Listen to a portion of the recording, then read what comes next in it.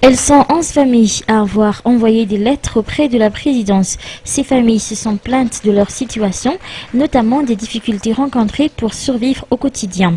Après vérification, il s'avère qu'elles ont réellement besoin d'aide pour au moins alléger leurs problèmes. Le président Al-Razouil leur a promis ce jour que des fonds leur seront alloués à partir de maintenant.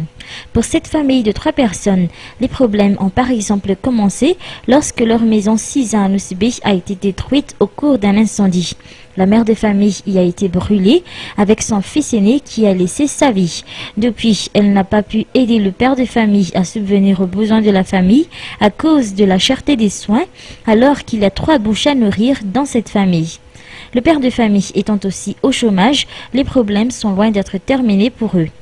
Le président Razouil leur a offert son aide, comme cette autre mère de famille originaire de Mahadang qui ne pourra plus subvenir aux dépenses liées aux frais de scolarité de son enfant qui passera son bac l'année prochaine alors qu'il figure parmi les plus doués de sa classe actuellement. Ou encore ce citoyen qui avoue avoir été victime d'une injustice ou plus précisément son frère qui a été gravement blessé dans un accident. Les responsables n'ont pas voulu prendre en charge les frais d'hospitalisation qui coûtent très cher. Et ce père de 7 enfants, originaire de Mampikoun, qui a perdu ses 2 ébus, source de revenus, foudroyé par la foudre. D'après les explications du numéro 1 malgache, le service social mis en place au sein de la présidence s'occupera minutieusement de ces cas sociaux. Ensuite, à partir de maintenant, chaque vendredi sera désormais dénommé vendredi de partage et d'entraide et sera consacré aux autres cas sociaux.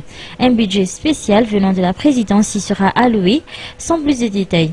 Ce projet sera par la suite élargi dans tout Madagascar, le but étant d'alléger au maximum les difficultés rencontrées par la majorité des Malgaches actuellement.